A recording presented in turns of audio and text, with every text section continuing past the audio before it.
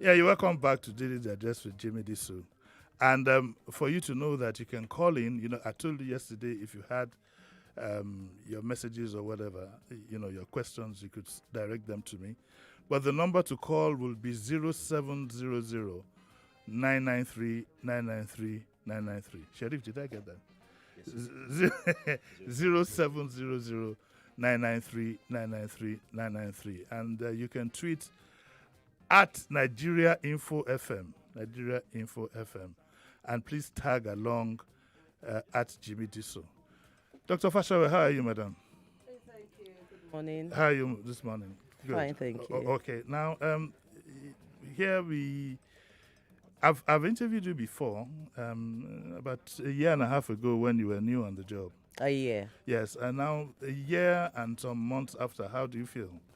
It's it was precisely a year on the 4th of September, so it's a year and a few days after.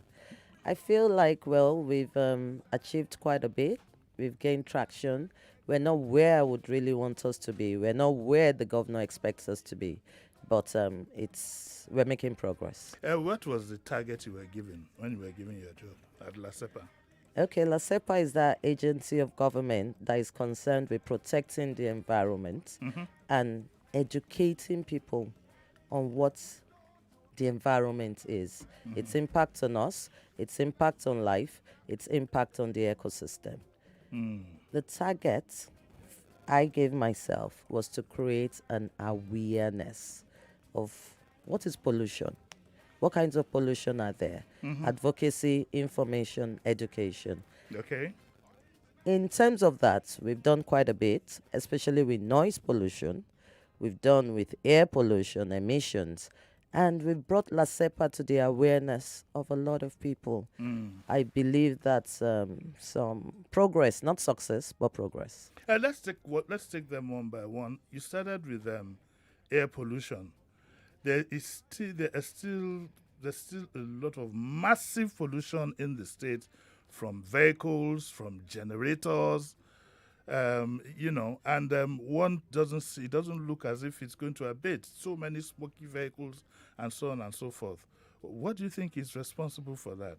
I know it might not be completely under your purview, in the sense that those of vehicles, for example, you would have expected the Ministry of Transportation to enforce their MOT rules, which apparently they have not. And as for the one for generators, that's a problem we would have to really fight the elite with, because they are the ones that are the most guilty, having generators all over the place. But in terms of awareness, do you think that all what you have done has been falling on deaf ears? Well, I beg to disagree with that, Uncle Jimi Disu, because information is key. Before now, nobody knew there was an agency where you could report a noisy generator to, or a generator that is emitting black smoke. Black smoke. Yes.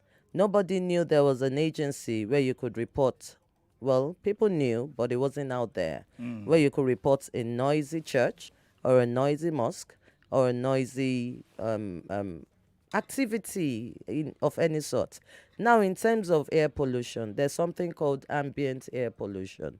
The ambient air pollution is mainly outdoor pollutants, and the major source in Lagos when we do something called source apportionment is emissions from vehicles. Now, what causes poor emissions from vehicles? Incomplete combustion of fuel. Vehicles are needed every day. Vehicles are a part of life. Now, when your silencer or your engine is not well serviced, you start to emit substances that are above acceptable limits. Now, is it the fault of MOT? Is it the fault of Federal Road Safety? Is it the fault of the road user? I would say it's a collective responsibility. And what is most important is for people to know the dangers of emissions from any sort: generator, vehicle, Okada, the woman selling roasted corn by the road, And if we do not know, we continue to accommodate it, we continue to live with it. Even those of us that own vehicles, when you talk about the elites being the culprits, I The beg to biggest culprit. disagree. Yes. It is wrong. A generator is an essential part of life in a situation where we don't have constant power supply. Now, if your generator is in good shape, it's in good order. After all, in developed countries where these generators come from, they have standards, and those standards must be met. Ironically, when you talk about developed nations, they don't use generators the way we do. Sir, because they have constant power supply, and that is another discussion with another group of people. However, when we need to use generators, if our generators are in good working conditions, the emissions are within acceptable standard for health, for noise, and for the environment. So when you talk about the elites, I disagree because the elites service their gens. They know when their gens are making noise. They know when something is not wrong. It is when something is wrong and when it's okay. It is the people who are not aware. I wouldn't call them illiterates. There's some people that are educated and just are not aware of the importance of servicing these machines. Okay, so that our discussion doesn't get too technical for people back home, I'm just wondering if there is any legislation that says that that of the vehicles one can understand, but do you need a LASEPA permit to run your generator? No. Fine. Do you think that we might have to legislate some kind of clearinghouse for any smoke emitting device in particular volumes? Do you think that we might have to get to that to protect our environment? I wish to inform you as well that these machines come with manuals that tell you how long you use them for and how much you use them for, how many minutes, how many hours, that you have to service them so they don't even emit anything. You can use a generator for 2 years without it emitting nothing. I agree So what kind perfectly. of clearinghouse are we looking at? No, we would. I think that there might be a need. After all, cars also come with that, but you're supposed to clear that with MOT. I think that my suggestion might be for the government, given our own peculiar and where people don't place a premium, just the manual servicing and so forth, kind of clearing house. Don't forget, where the air is polluted, it's not just that it becomes the victim. Those within the environment also do so likewise. For example, if there's a generator emitting smoke in my neighborhood, who do I report to? I report to LASEPA. Now, wouldn't it be better if you could start, for example, with industrial houses to say that to run this generator, we'd like you to get a yearly whatever it is. Okay, like you do in other areas. yes. You don't you The think that would be nice? clearinghouse right Yes. now, when there's a law, is enforcement. If Oh, your it's generator is enforcement. smoky, Yes. it will be sealed up. You would pay it as fine. That generator will not be allowed to run till we come, look at it, and measure the emissions. Oh, so that's what is in place now. Sir. So in that sense, what you're saying is it now prevails on those in the environment if they do notice anything like this to report to LASEPA. At and then you then LASEPA come in. info on Facebook, www.lasepa.ng.gov. That's our website. It's an interactive one. You can talk to us. You can make phone calls. It's all there. To have everyone go through a clearinghouse is impossible. Then your cars, your motorbikes, No. I was actually talking about. I said those for cars, you're supposed to go through. Uncle Jimmy, do One you second, know? please. 1 second, please. Those of cars are spoken. Those of cars are spoken for, because you're supposed to have an MOT that takes care of that. Okay. Unfortunately, we don't practice the MOT the way it should be. And I was therefore suggesting that, okay, with houses and whatever, but never mind. Hopefully at some point somebody would raise that and we'll get that going. Let's now get to noise pollution. I would need a second to address industrial generation. Please go ahead. 2 seconds or more, actually. Now, every industry has a department called Health and Safety. It is mandatory, it is the law. The role of the health and safety guys and environment health is to ensure that these machines do not emit beyond acceptable standards. And Okay. when we catch them emitting, they've broken the law. Oh, I see. So, yeah, so we're virtually in agreement. It's just the semantics that got caught in the way. So you really do have a clearinghouse for these things. There's a measurement, and that's all I wanted to establish. So I'm glad you enlightened us on that. Thank you. You're Yes, welcome. so that takes care of that. The other area of pollution that will bother a lot of people is the issue of noise pollution. Markets, churches, mosques, especially with the religious bodies, you seem to have a difficulty, getting them to noise pollution levels. I live in Surulere. I still from Orile in Mahale. Well, I'm surprised you haven't reported to us. The first time I was on this show, I did say report and watch. Now, information, education, and enforcement is the only way. I am happy to commend NASFAT, the organization, Yes. who has put out a public notice that all their mosques in Lagos State should take out external megaphones in announcing call to prayers. Oh, okay, The that's good. Imam did say that a pious Muslim would know the time for prayers. If we read the Hadith, the holy book of the Muslims, the Prophet Muhammad, peace be upon him, had said, in those days there were no watches. They used the moon and Yeah. the movement of the sun to know when to pray. That's where call to prayer came from. Nowadays, everybody has a wristwatch and a phone and time and season. NASFAT has said this. I had a conversation with the Imam. I am proud of him. A call to prayer is not a mandate in the Holy Book. I need to get a clearance on that. Is it that the call to prayer is not mandatory, or the loud call to prayer that is not mandatory? We have been abroad, sir, in the UK. There's call to prayer, but it is within a certain decibel, permissible, allowable, and it is not noise. When noise becomes irritating, disturbing, and when sound becomes irritating, disturbing, and affecting your neighbor's peace, that is noise. None of the religions advocate for that. None of the religions, even Islam especially, says any activity you conduct that makes your neighbor uncomfortable is not pleasing to God. Okay. So does Christianity.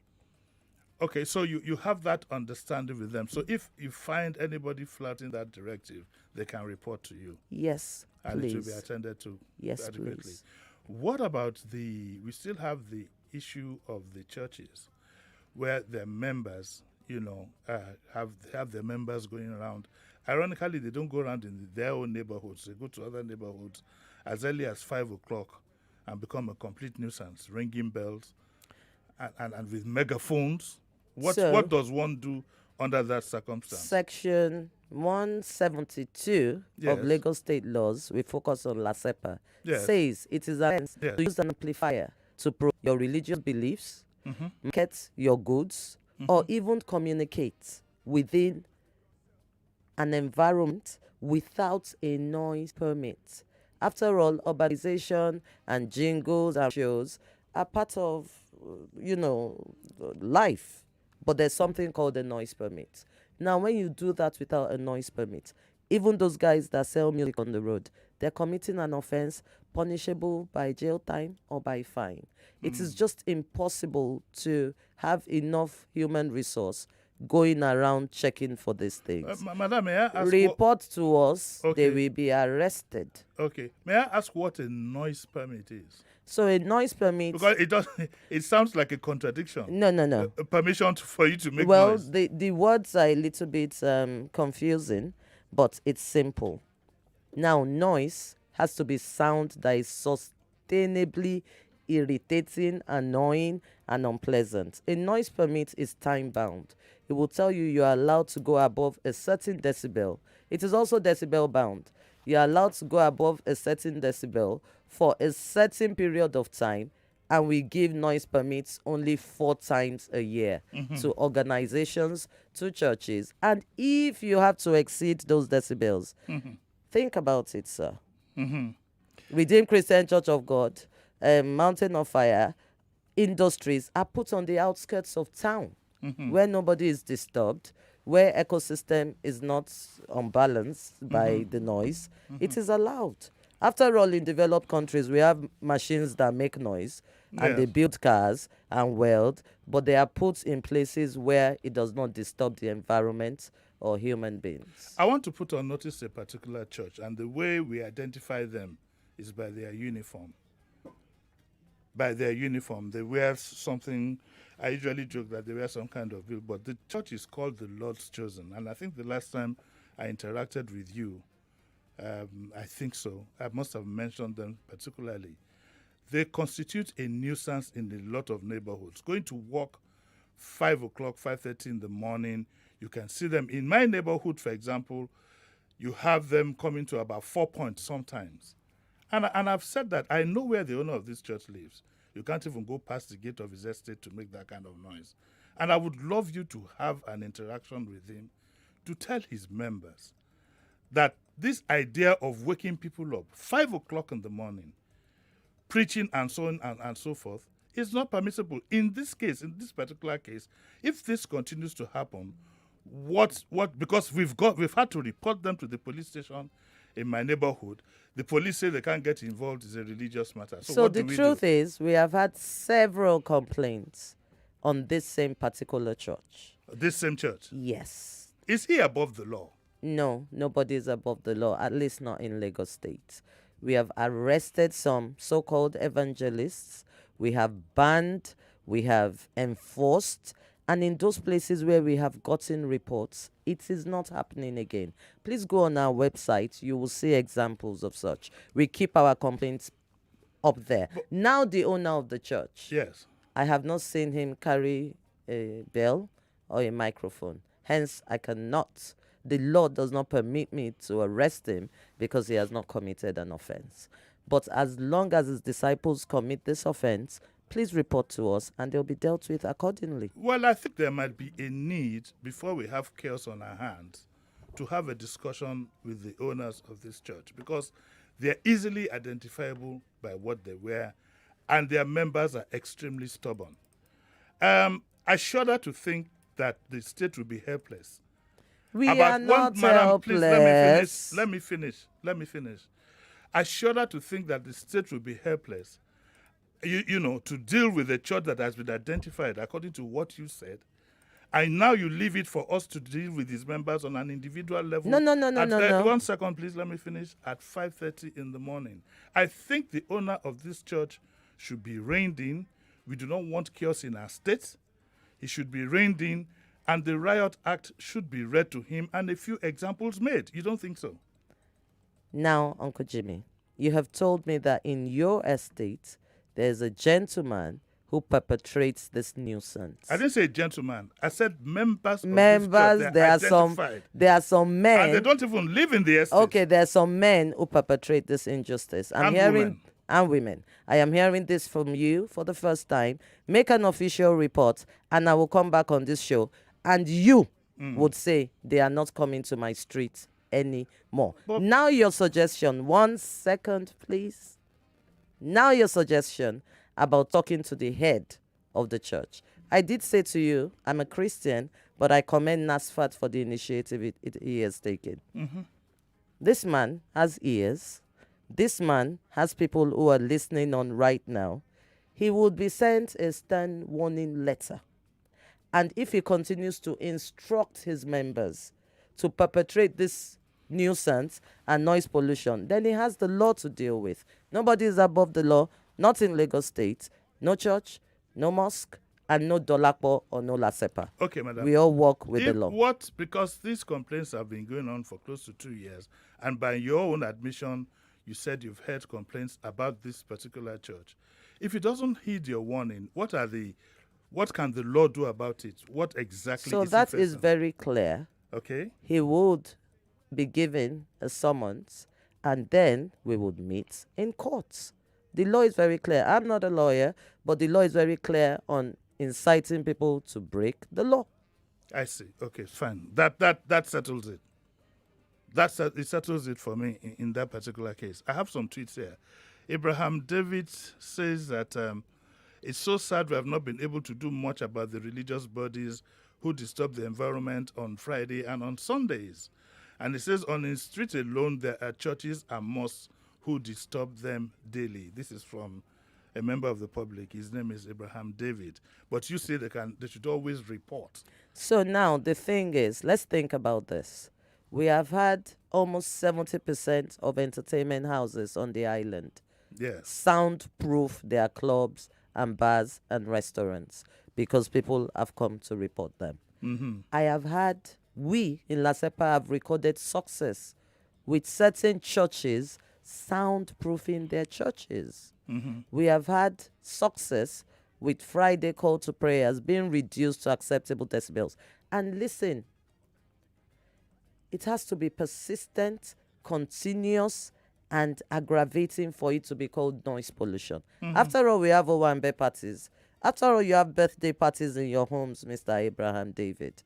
If somebody has to have a service and his noise is disturbing you next door, who you're probably not a Muslim or a Christian, please report he's breaking the law. Okay. And the truth is, as long as this sound filters to the guy on the next street or on the road, it is not necessary. That means everybody in the complex can hear. So I believe that clerics are decent people and they are men of God. Lack of knowledge is a problem. We go to some places and they say, oh my God, we're so sorry, we're so embarrassed, we will reduce our speakers and use only one mic. Okay. Let me read just another. Well, it's a lot of these reactions is about noise. Shewon Lotta says that noise from the religious bodies have given serenity since the lockdown, and now they are coming gradually. And he talks about people having vigils in the neighborhood. What is the law about vigils? The decibel level still applies. Yes, the decibel levels apply. And I Okay. am happy to say certain churches, I don't want to mention names, have decided to have night vigils without microphones. You Yeah, have a freedom of religion, you have a freedom of expression. Some homes have night vigils. We cannot stop them, but just don't amplify the noise to disturb. Dr. Fashawe, I'd like to ask you a general question. How do you determine, what are your reactions to the mindset that is selfish?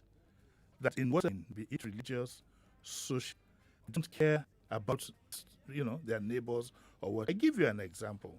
Sometimes you do find in a block of, say, 16 flats, there's no light all night, and somebody just puts a generator in his own place so that he can have light to sleep, and the noise covers the whole neighborhood.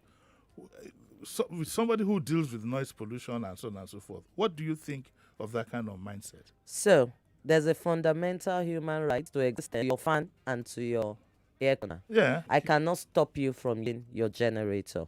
If your generator is in a good shape and your house is built according to town planning laws, it will not disturb your neighbor. But when you have 20 blocks of flats with tiny 1 meter balconies and people go and rent it, of course, be ready for disturbance next door. Okay. All right.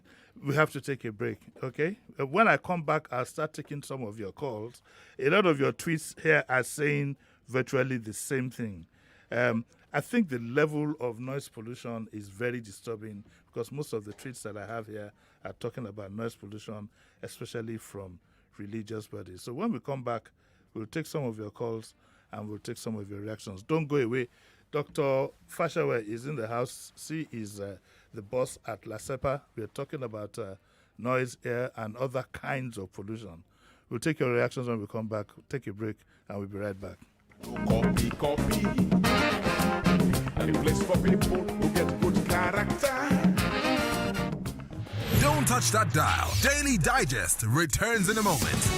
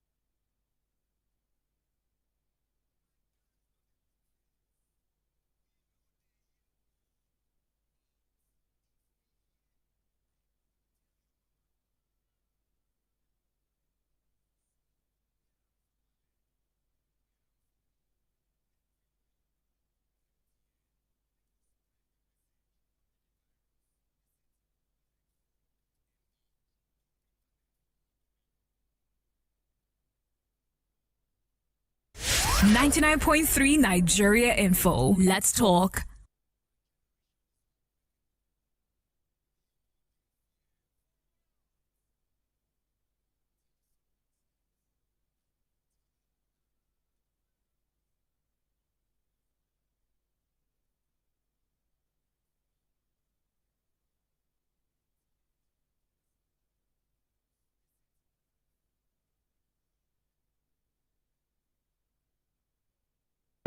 Welcome back. Welcome back. This is Daily Digest with Jimi Disu.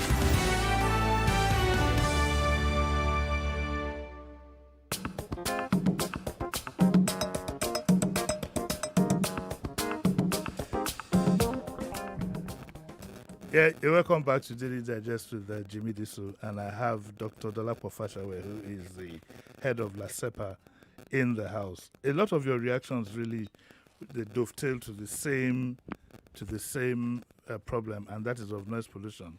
But she has said that if you agree, if there's any problem that you have, I will read out the numbers that you can call, LASEPA numbers, that you can call 070 4635 1295 and 081 504 8639. Okay, and Facebook is LASEPA Official. Is that right, madam? And the Instagram is LASEPA_Lagos. Is that right? And then the website is www.lasepa.gov.ng. That's all. Remember that joke, Sherry? That's all. Okay, let's talk about some other. There are lots of contraventions also in the environment. I don't know if LASEPA is in charge of that. I think it should be a cross probably between LASEPA and the ministry that handles the environment as to building laws. But you do have a lot of contravention in that area. I know LASEPA sells some car washes in Sulire and so on and so forth and some other areas. How far have you gone with advocacy on that? Because the laws are being broken with impunity. Laws like that. Even you have occasions where people have the effrontery to even break the seal. By the way, if you break a LASEPA seal, what kind of punishment do you face? Expect the Black Maria and you're making your way straight to jail. To jail. It is an offense that is not negotiable. Breaking any government seal, not only LASEPA's, takes you straight to court. Maybe not to jail, to court. You can plea insanity. Yeah, you can plea all sorts of things, and we'll sort it out in court. I see. Okay, so I hope that is very, very clear. What about the contraventions to because the environment is in a complete mess, madam. I'm sure that everybody hides under the area of poverty. That things are bad. People must find something to do. But I mean, hey, this broadcasting station, for example, did not set up itself on Etimiang Street to say poverty. People must learn. Mechanics are also parts of the complete nuisance that you do have, setting up mechanic workshops. Does that fall under your purview? I would take you back a few sentences. You did say the environment is a complete, and I must say with that, I do not agree. Okay, fine. Thank you very much. So there's the Ministry of Environment, Water Resources and Drainage Services in Lagos State. Under this ministry, we have sister agencies like mine, yes, Waste Management Agency, Lagos State Parks and Gardens, LASPAC, who is in charge of beautifying and ensuring the greenery is preserved. And then there's water regulations, there's drainage services. All these activities are intertwined. If plastics are not ending up in our drainages, if waste is being disposed of properly, then flooding and the environment being in a complete mess will be dealt with from the beginning. Plastic pollution, mechanics and waste oil pollution. Waste oil pollution, You see streets looking black. However, these things are happening. Think of I grew up in OAU Ife. And when I think of that campus, it is a totally, totally different scene from what I see coming out of there and coming into Lagos. Our homes are separated by flowers. You cannot, you don't throw things on the floor. you hold your biscuit paper in your hand till you get home or you put it in your school bag. It is also our habits. It is also what we have grown up to teach our children.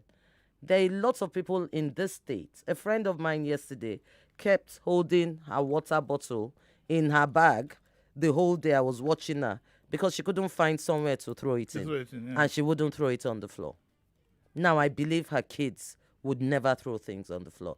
The mindset change begins with you and I and all of us in our homes. Mechanics right now have waste oil collectors. There's waste to wealth. They don't pour those things in the gutters anymore. People are in waste oil.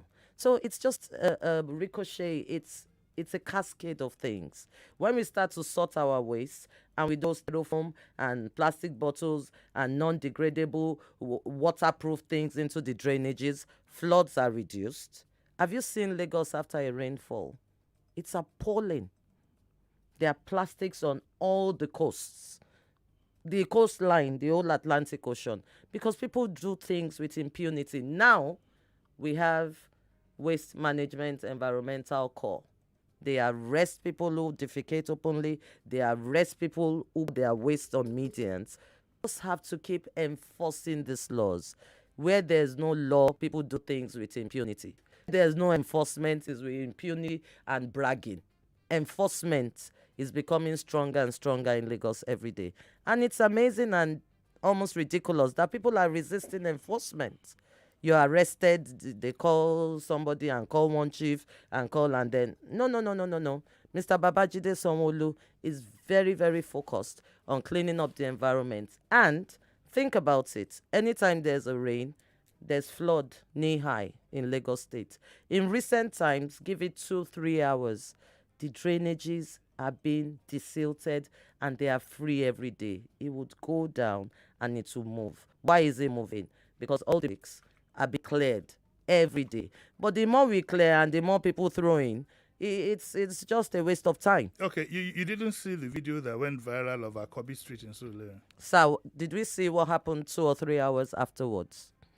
No, but did you see the video? I saw the video, but that was due to the habits. And you saw, well, we're fine. Sir, they blocked the drainages.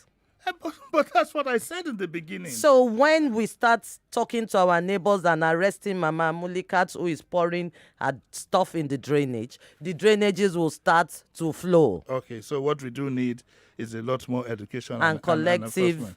But you said responsibility. something that struck me.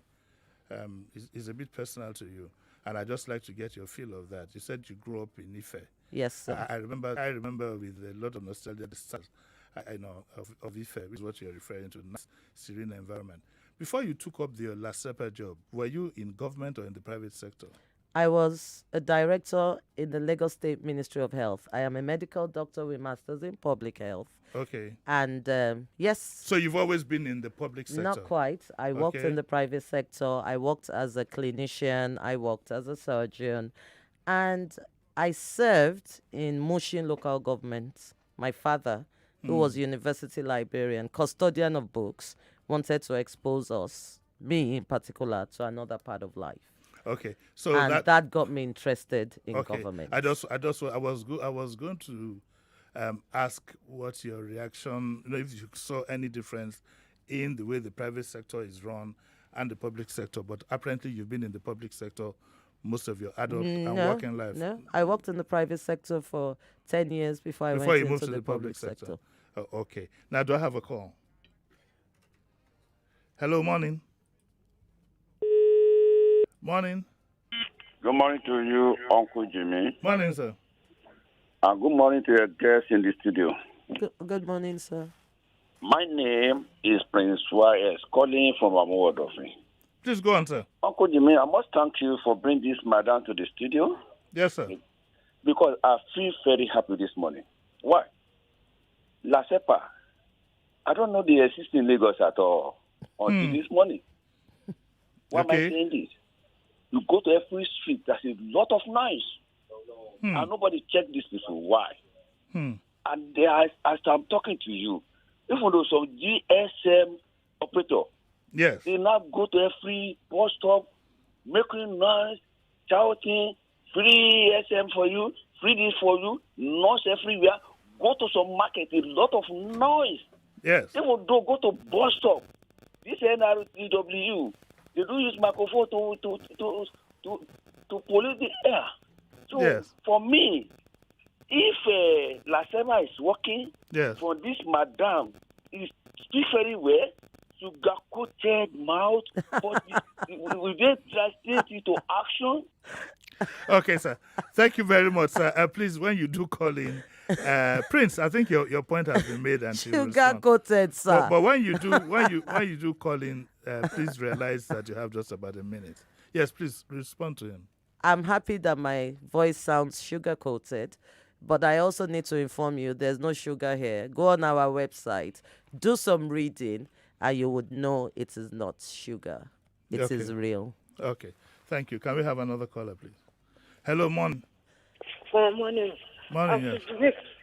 Good morning. Please, as regards this noise pollution, I want to say something about the primary schools in Ijegu, bus stop in Alimanshaw.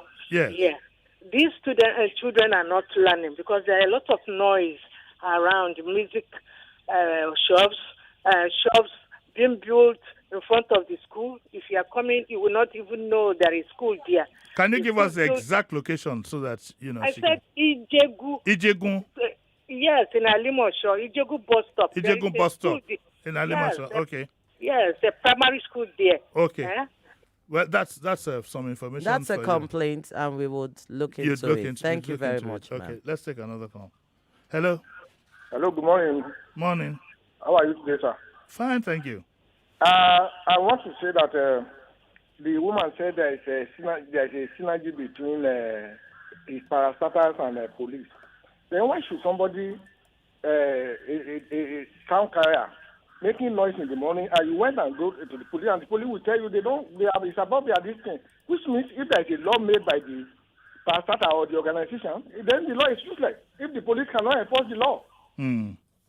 Well, I think that what he's saying is exactly what I felt. I experienced that where you report to the police and the police appear helpless.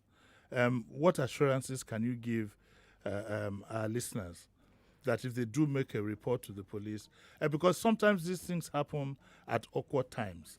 I mean, 5:30 in the morning, one or two people are constituting a nuisance in the neighborhood. I would like to commend the Nigerian police force, especially in Lagos State. I have personally gotten a few calls from the Commissioner of Police telling me they have raided hotels where social distancing is not being maintained. They have arrested people making noise. However, sealing up the property is the job of the Environmental Protection Agency. And they do liaise with us. We go out on enforcement with police backup. However, the law is the law. If you're having a party in the United Kingdom, for example, the police walk up to you and they say, oh, your neighbors have called, you're disturbing, can you turn it down? They don't arrest you. You have fundamental human rights. There are processes and there are laws. We are working hand in hand with the police, and I must commend the Lagos State Police Force in this fight against noise pollution. I think our people would also like some assurance that you would still interact more with the police, in order to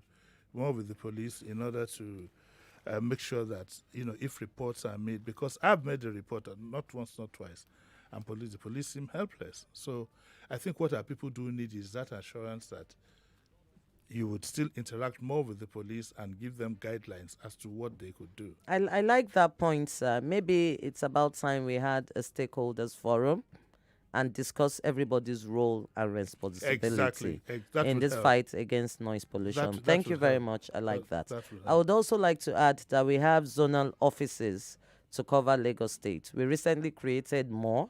We have one in Apapa, we have in Oshodi Solo, we have in Alimosho, we have in Lekki, we have in Amuwo Dofe, and we have in Ikorodu. Please check online for the address of LASEPA zonal offices. Okay, let me And- read out the when you say online, It's www.lasepa.gov.ng. Did I get that right? Yes, it's a Okay. very interactive website. I think our people too should, we need to develop the habit of reporting to the appropriate, looking for the appropriate area and find where such reports could be made. I just have 5 minutes to go before I hand over to Collins, who I'm sure is somewhere around the corner. So I'll take just 2 more calls. Hello, morning. Hi, good morning. Mornings, yes. Uncle Jimmy, good morning to your guest. Yes. The reason why I'm calling is this. The lady sounds very educated and what have you. A lot of the ills that are being perpetuated within our communities are done by people who are very illiterate. So you get these people come and make these lovely sound bites, okay? And yet, the people who they should really be speaking to and dealing with, the message does not get to them. So what are they actually doing about, getting the message to the right people? Because you're talking about plastic in the drains and what have you. How many times do they actually go out and sensitize all these mechanics and Mulika, whoever she said, and actually talk to them about these things? They don't. They come on the radio, they sound good, everyone, okay. Now she's comparing us to the UK, saying if you go to the UK, if you go to a party in the UK, the police will come to you and say, oh, hello, mate, turn it down. Yes, they'll do that. But you go to someone here in Lagos and say, hello, mate, turn it down. What will you do? Call area boys, split up the police and, chase you out. Well, I see. Sorry, you want to say something? Yes. Yeah, please go on. The gentleman did not tell us his name. First, I like his accent. Secondly, it's a collective effort, sir. It will be good if you also start to educate these people that we call non-educated. There are NGOs, there are CSOs, there's civil societies and all sorts of clubs doing this. Government cannot do it alone. The people that are listening to this road show or this morning show are people in their cars, in their homes. There's the Yamulika. Yes, we have zonal offices, we have local governments, and we have people like you. Pay, sponsor a jingle, distribute pamphlets, join the government in making this okay. Well, Iyamulika doesn't pay her tax, remember? So I will send 100 people to Ajegunle on taxpayers' money to address Iyamulika when Iyamulika has neighbors that have listened to this show. It is a collective responsibility. Nobody is trying to say we are doing the best we can. We will do the best we can when everybody listening to me join in this fight against pollution. Well, correct me if you think I'm wrong. I'd like your reaction to this. I don't think people need that much awareness and education. On what is right and wrong. One second, on what is right and wrong.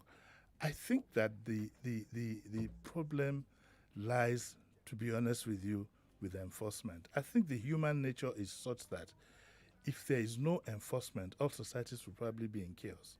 I agree. With no exception. I agree. And I'd like you to leave this studio with that at the back of your mind, that enforcement, I think, is the key element. I mean, we do, you have Yobs in the UK, you have people who Peckham and Dagenham, exactly. that is dirtier than VI and Ikoyi. So the issue we have in Lagos particularly, which you and I are used to, is enforcement.